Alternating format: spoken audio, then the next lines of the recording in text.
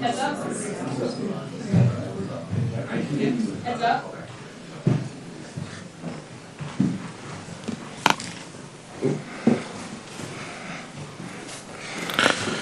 Good morning. We've got a busy week ahead, but of course, all of the things that Republican leadership is trying to jam before the August recess, not one will address the actual affordability crisis that American families are facing. Republicans are putting forward nearly $100 billion budget bill. But get this, not a single dollar, not one, will go toward lowering the costs that people face.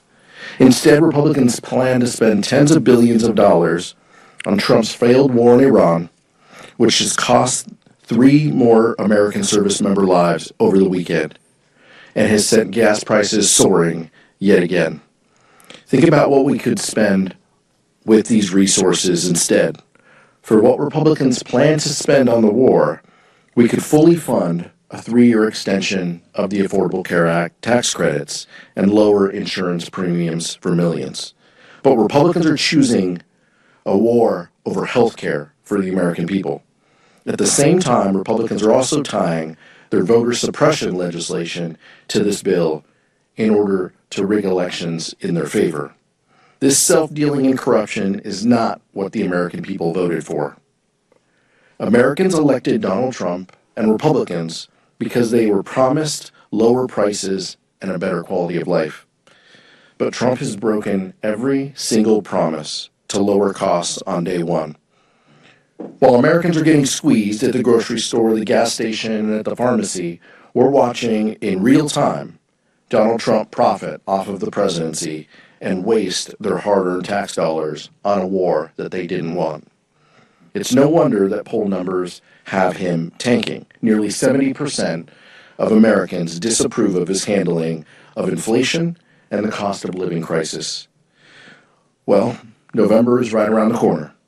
And while Trump might not be on the ballot, Republicans who are greenlighting this agenda are Mike Lawler, Derek Van Orden, David Valadao, Jen Kiggins.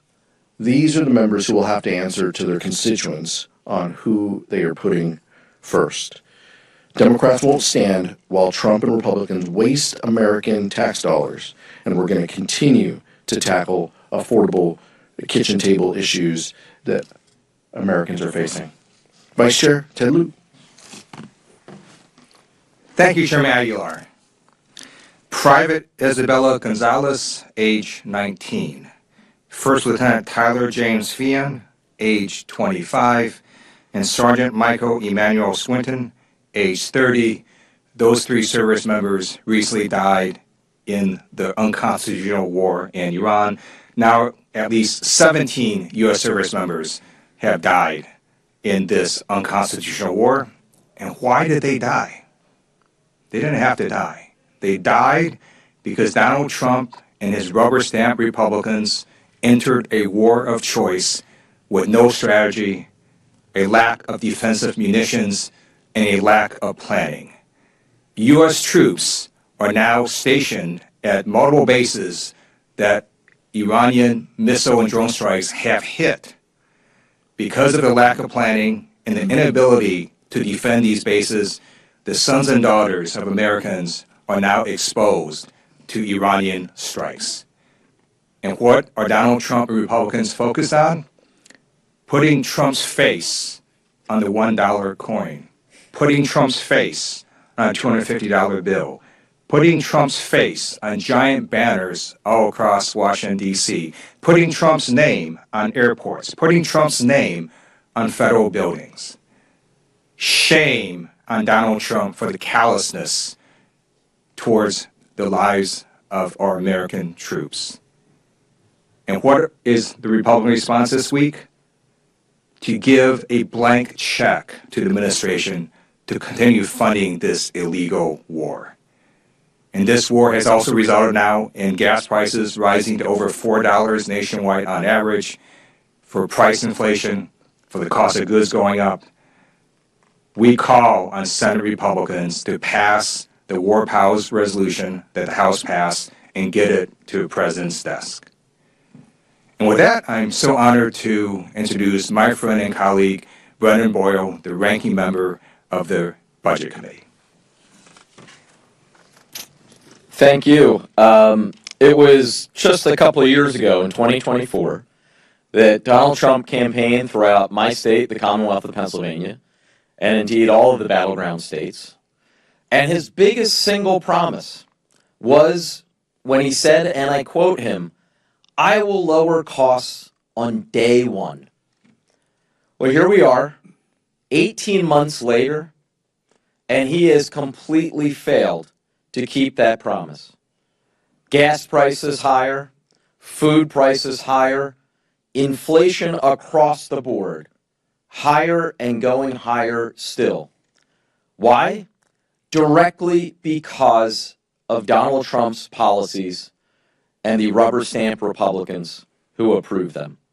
It started a year ago in what they promised would be a big, beautiful bill, but became a big, ugly law for the American people, ripping away health care from more than 15 million Americans in order to fund tax cuts, mostly for the wealthy and well-connected. They are now doubling down on that 1 year later through their so-called Reconciliation 3.0 bill, which passed the Budget Committee last week and will be on the House floor this week. Now, their bill, mind you, is $95 billion.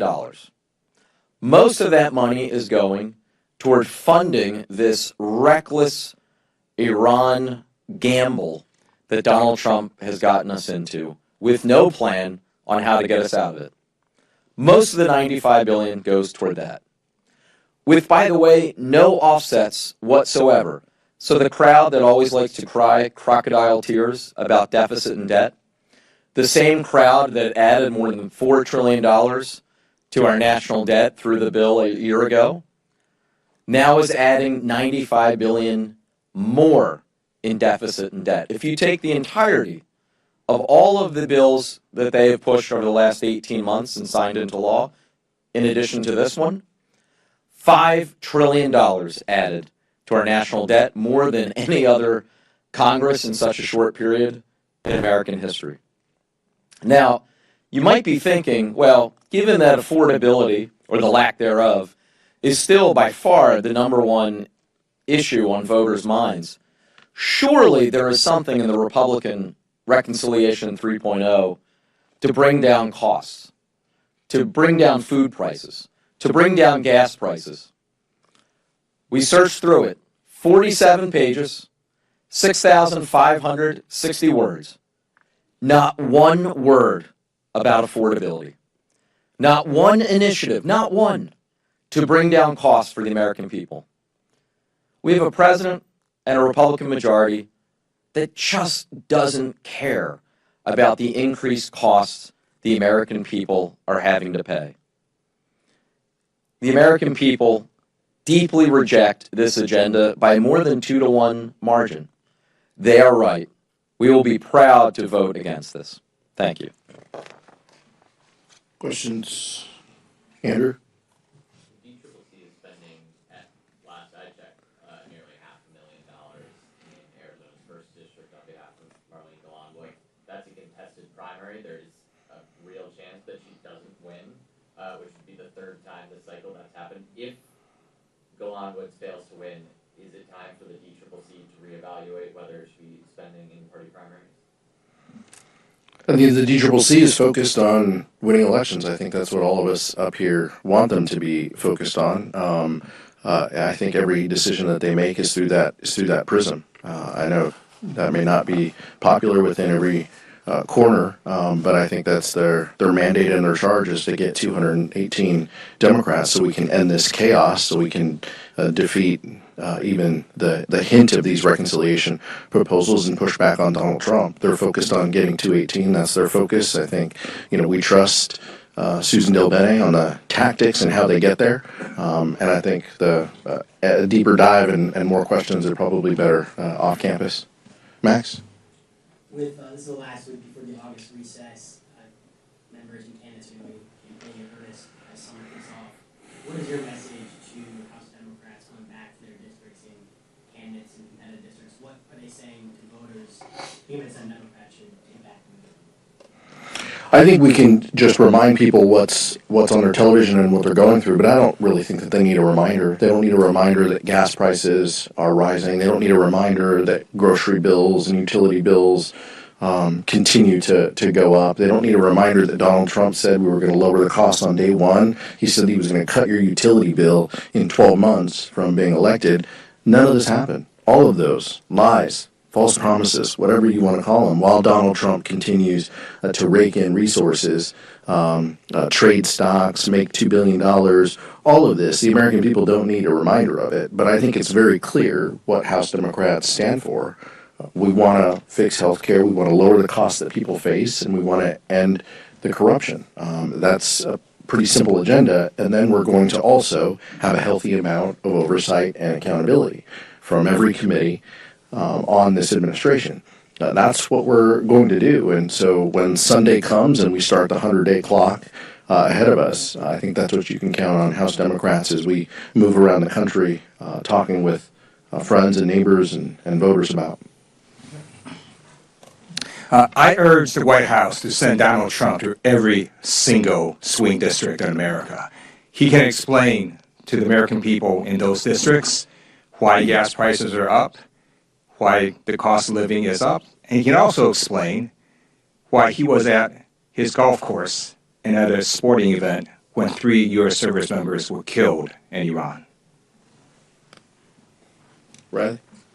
There's likely to be a vote on a continuing resolution this evening. How are you planning to vote on a continuing resolution, and is Democratic leadership going to whip against the resolution? I don't know if a decision was made on whipping. I'll be voting no, and I'll be voting no with Ranking Member DeLauro. I think that there are, some drafting errors within the CR that give Customs and Border Patrol flexibility to move money around. The administration said that all of that was funded within Reconciliation 2.0, and I think they're creating other opportunities to transfer funds, and we've seen what those agencies can do over the recent weeks, and many of us have concerns. I also haven't seen the list of, I think it's over 100 anomalies that the administration is requesting. That is not a part of this proposal as I understand it. So all of that are signs pointing to this just not being a serious proposal, it not being cooked in a way, and I don't think that Ranking Member DeLauro was a part of the process, and so I'll be voting no, and if any members ask, I would encourage them to do the same. Michael? Sticking with the CR and appropriations, is you're appropriating and Mr. Boyle is here. I'm wondering if you can kind of step back and talk about how reconciliation has impacted the appropriations process. So much of what Republicans are trying to do has usually been done through the bipartisan appropriations process, but immigration, defense spending, all of these things are now being forced into reconciliation. I'm curious, does this provide kind of a playbook for Democrats when you all have another trifecta? Or are you all interested in kind of getting back to the way things used to be, where these things were negotiated in a bipartisan manner? I think it's a fair question. I think my actions moving forward are going to be shaped by how Republicans have treated this Congress. It's an unfortunate reality that they have broken the Appropriations Committee and process. That's just the reality of it. They chose not to have bipartisan discussions. They have chosen to go down a reconciliation path to fund not emergencies, but to fund just everyday priorities that they have. Rather than engage in substantive conversations with us, they have chosen to use unpaid for money. They've chosen to drive up the deficit to enact their priorities and to give maximum flexibility to a lawless agency like ICE. That's just the reality of it. So I'm sure that that will shape members as they advocate priorities and think about how to accomplish things moving forward. But that's all at the hands of this Republican Congress. Anybody else? I'll just, since you referenced me, and I think we've talked about this on a previous occasion. Look, take Russ Vogt at his word. He said, and I'm paraphrasing here, maybe it was last 6 months or a year ago, he said the problem with the appropriations process is that it is too bipartisan. So it is part and parcel of a pattern of this administration wanting unilateral power to stiff arm or give the Heisman to the judicial branch and the legislative branch and run things entirely themselves. So if you take that combined, when I say that, the fact that they're using reconciliation now for what had been ordinary appropriations, that combined with what they're doing on impoundments is a really dangerous overreach by the executive branch in this country. I have a bill, the Congressional Power of the Purse Act, that would give Congress more tools to enforce the law that already exists. And those are the sort of reforms that I'll be interested in come next year if there's a change of management around here, which I hope and believe there will be. Nick? I want to get your reaction to these 50% tariffs that the Trump administration announced yesterday on Canada. Is this something that we can expect to see any action from House Democrats on like the previous resolutions of disapproval or something like that? It's possible. Obviously, with the limited calendar that we have in front of us, we'll be working with our ranking members to ensure that that we respond. I think many of us feel, especially on the heels of a successful World Cup with Canada and Mexico as partners, that the president just kind of waited until that was over to do this. But there's no rhyme or reason. He has no method to the chaos. His chaos is the point. Pain is the point, and harming our communities, especially those border communities and Great Lakes communities, is one of the sad realities of this administration. Those communities are going to continue to suffer as a result of this, and we need to forcefully push back. How much we do that, on the record, is dependent on the congressional calendar at times as well. Tariffs increase prices. And Donald Trump then just increased tariffs on Canada by 50%. He now is increasing tariffs across a broad range of countries. After the Supreme Court struck down a number of these tariffs, the administration was forced to give refunds not to foreigners, not to foreign countries, but to Americans. And it's, once again, a Trump tax that is raising costs on the American people. And I really hope that the American people understand this when November comes. Eric? I think the argument that the Iran war was a blunder, but how do we get out of it? We just leave, or what's the solution? Look, I think there was no strategy to go into Iran, and I think that's one of the most critical mistakes, is that this administration didn't have a plan. On day one, they listed goals. On day two, they listed more goals. Each time they come to Congress, they give a different set of revisionist history. It's incredibly unfortunate where we are, and it's going to take a high level of diplomacy to get us out. But that's exactly what we should be doing, is charting a strategy and a plan on what the next 60 days looks like, what the next couple months looks like, working with allies and partners. But each time the administration starts down that path, they step on themselves and they get in the way, and then they end up listening to different voices, and then they end up with more bombing campaigns, and then they end up, so this whipsaw behind diplomacy and aggression, I think, is confusing to everybody. But we aren't charged with those decisions. The executive is charged with those decisions. Our job is to hold them accountable and to ask questions, and each and every time we do that, we get different answers. And so I think that's going to make it harder moving forward. Congressman John McGuire has legislation to narrow the birthright citizenship process and sort of restrict it, citing Justice Kavanaugh's opinion. First, just your reaction to that, but also if the Democrats do regain the majority, is there going to be an effort to codify some of the things that are sort of taken for granted in the Constitution? I think it's shocking when members run around saying that they're guided by the Constitution, and then they want to rewrite the Constitution and get rid of birthright citizenship. And I think Congressman McGuire is just the latest in a long string, unfortunately, of those wanting to do that.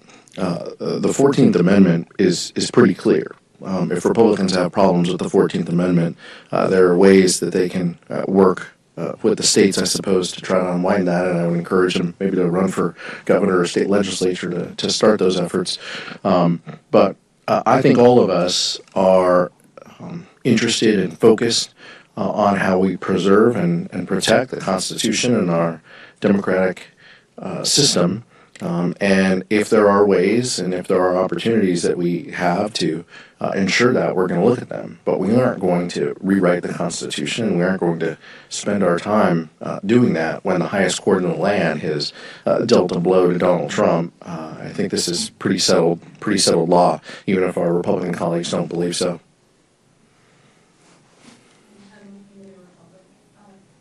On Iran, what can Democrats do, if anything, to inject some oversight into things? Rules committee struck down an attempt at oversight to be attached to the NDAA, I think. And so if that's going to kind of keep happening, what's the next move to overcome this? The House of Representatives is a majority vote institution. We have opportunities. We have we have privilege resolutions that we can offer, and we have offered. We have passed and won bipartisan efforts with the War Powers resolution. That speaks for itself on where members are and where a majority here in the House of Representatives sits. And so we're going to use the opportunities we have in the Rules Committee to add amendments to NDAA, to future appropriations bills. Each and every time we will do that. But I think the American public is clear that this is a war that they didn't ask for, and I think they're also very clear that Democrats want nothing to do with this. And so that'll be the case that we make over the next 105 days or so.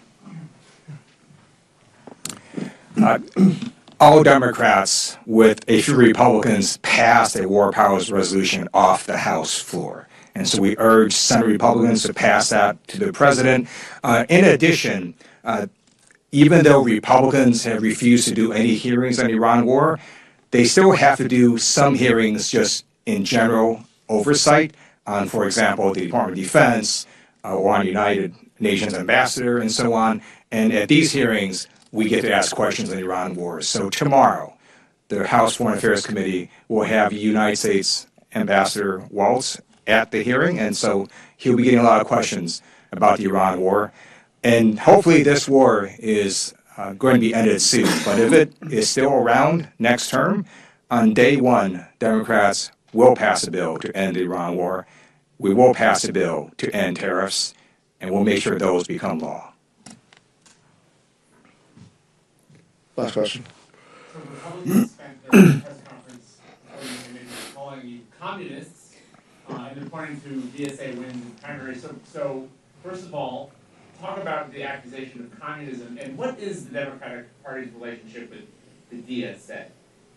None of the members up here are members of the DSA. I can't speak to what that group stands for, what their focus is. We're members of the Democratic Party, and I think it's laughable when Speaker Johnson and Republican leadership devotes all of their time to talking about this. It's because they're fleecing the American people. They're trying to distract from spending $5 trillion, as Ranking Member Boyle mentioned, on 3 reconciliation bills, none of which they paid for. $5 trillion in new debt for the American people, without a single dollar of real relief to working class Americans. I mean, that's what is right in front of them, and they choose to focus on communism. I don't understand what they're focused on. I think it's a Trump administration that's looking to buy pieces of private companies. So maybe it's a bit of self-reflection that they need. We're all confused by it, but look, the American people aren't. The American people know that their lives are getting tougher, and they know that this Republican Congress and Donald Trump haven't done a single thing to make life easier for them and their families. Everything else is just so performative and so distracting. But people are struggling, and those are the same people in our communities and our districts that we're fighting for. And every Democrat who comes and takes an oath on January 3rd for the next Congress, their mandate and responsibility is going to be to make life better for people. That's who we are. That's why we're Democrats running, and that's the focus and the prism that we're going to make decisions about moving forward. Thank you.